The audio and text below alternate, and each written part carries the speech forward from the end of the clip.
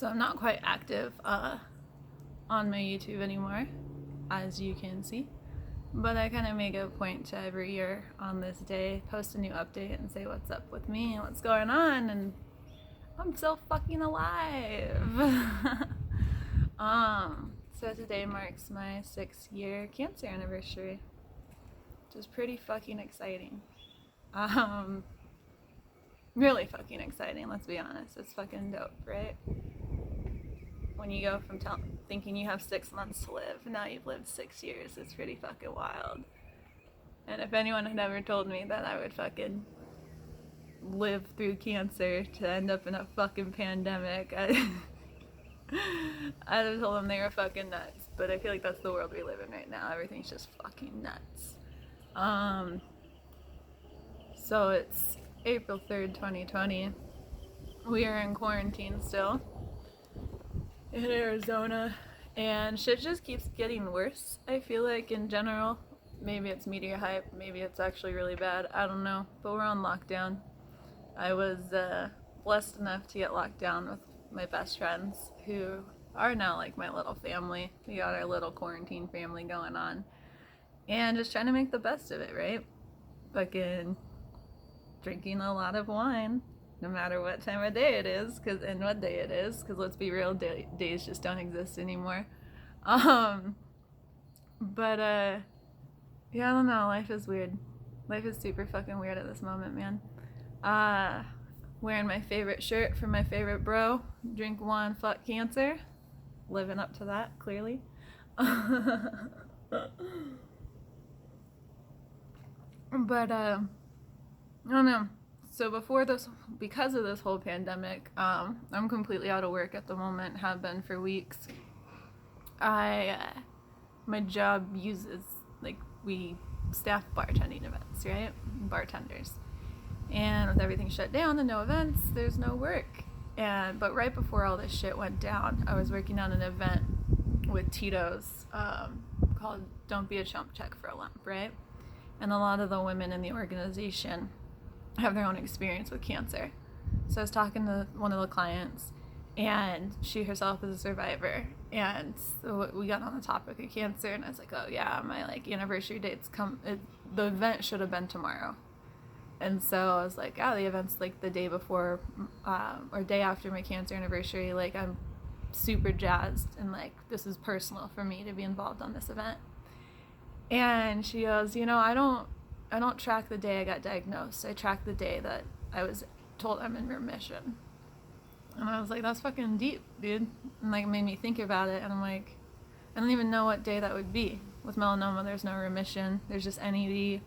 And I've gone from fucking, I haven't been in it as bad as when I first got diagnosed, but there's just been so many times where more melanomas have popped up, and then you go back to NED, and there's too many days to keep track of.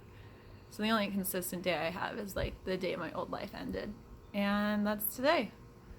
It's fucking wild, man. It's fucking wild to reflect on, and doing this and having a day like this, not only do I look at how much has changed in the last 6 years, but how much has changed in the last 12 months, and a lot. And it's kind of an eye-opening and wonderfully beautiful thing to realize how much everything is always just changing and evolving, and how much I'm growing.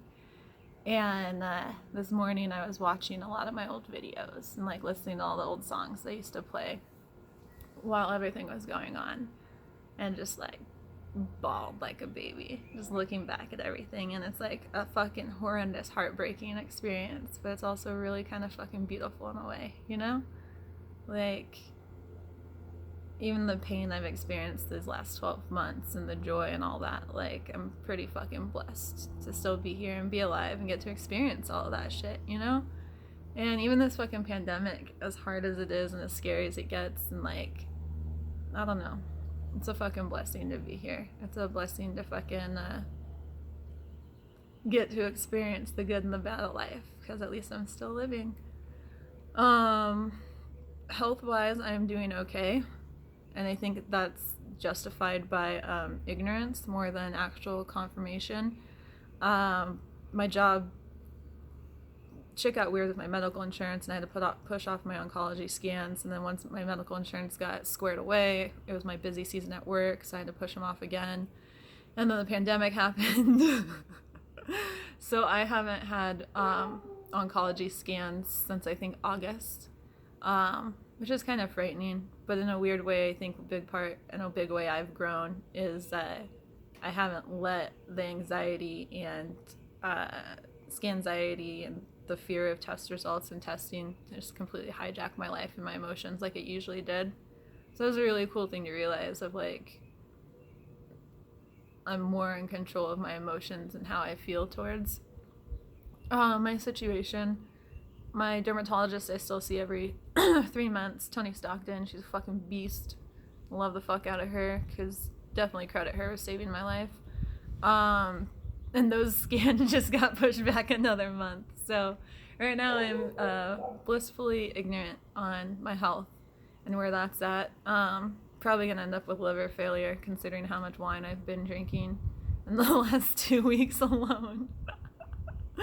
I think I'm single-handedly keeping La Crema in business from buying out all their Chardonnay every time they restock at Fry's. It's laughable, but it's kind of sad. I think I might have a drinking problem. But that's what a beautiful problem to have, like, when, of the things going on. I'm not horribly sick. I'm not in the hospital. My family's not, and loved ones aren't scared that I'm dying or on my deathbed. I'll take a world pandemic and a little drinking problem. But I don't know, it's weird, man. Like, this day 6 years ago is like, I feel like it is the day I died. The old me died. And like, I've been through some shit in life. Like, I was in abusive relationships. I was drugged and date raped. I was in car accidents that should have killed me. Like, I went through some fucking shit. But nothing hit as hard or was so impactful as the phone call telling you have cancer. The hospital stays where it's not just the cancer trying to kill you, it's the infections, and everyone's shooting all this information out at you at once, and all this fucking crazy shit's going on. It breaks you. It fucking broke me. It killed the old me. And in a lot of ways, I'm glad it did, because who knows who I would be if that old person was still alive. Maybe I'd be better than I am now, maybe worse, or maybe using the judgment like better isn't where I should be thinking, or the words I should be using. But I don't know. Tons of self-reflection going on today. We've been quarantined at Phil's house, and so I had to leave for a minute, and I came back, and this is gonna make me cry to say it. They decorated the house. They put up balloons and streamers and a giant 6 and a happy cancerversary sign. And it makes me cry because it makes me feel so fucking loved. And like, how fucking lucky am I that those are the people that I have in my life, and those are the friends that I'm surrounded with right now. People that care enough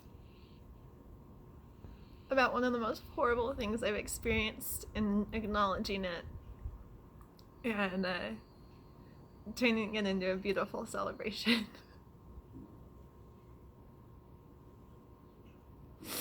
I'm pretty fucking blessed, man.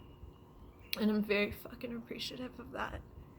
And I don't know, it's a big day of self-reflection. So I'm going to drink my wine and go inside and spend this time with my fucking loved ones. So here is my once a year YouTube recap update.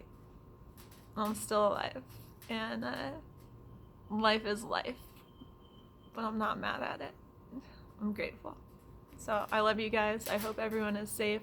I appreciate everyone who's been following my story from the jump. People who are new to my story, fucking scroll the channel. Get enlightened on the horrific shit that melanoma cancer is, and the colorful language I love to use. It's almost embarrassing watching my old videos. I'm like, damn, girl, you say fuck a lot. You say it so much I forget people are offended. But no, man, life's fucking beautiful. So wherever you are, whatever bullshit y'all are dealing with in your life and with this pandemic and the fears and all that, I hope everyone takes a minute today to just breathe and realize that no matter what bullshit's going on, life's a fucking blessing. And I'm grateful to still be here. Love you.